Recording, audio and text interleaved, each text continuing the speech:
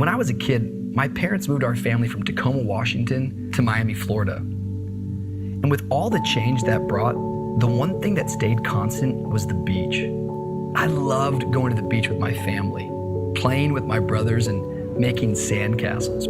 Remember sandcastles? We would work so hard for hours to get everything just right.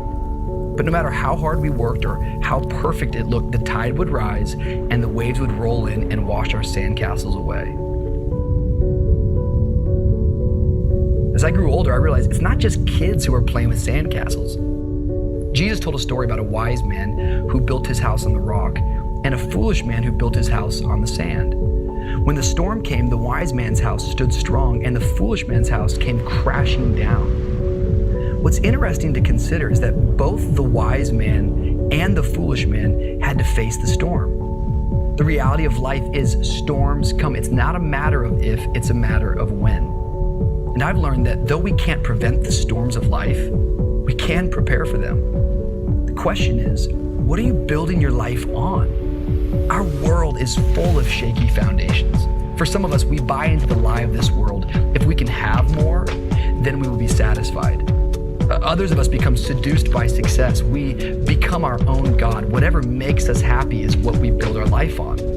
Still, many try and make other people their foundation. We think, if I could just find the right spouse or the right boss, if I could just get their attention, affection, or approval, I would be complete. Yet people can't complete us. Or what about even religion? If I do the right things, then God will accept me. However, if I do the wrong things, will God reject me?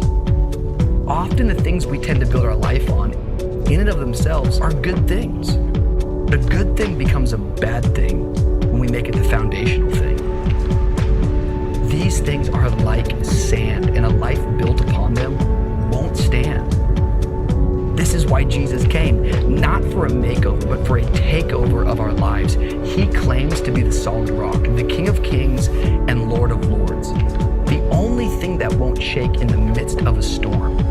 And if Jesus is who he said he is, then the only thing worth building on is him. Are we building our lives on lasting foundations? Or are we just building sandcastles, calling ourselves kings?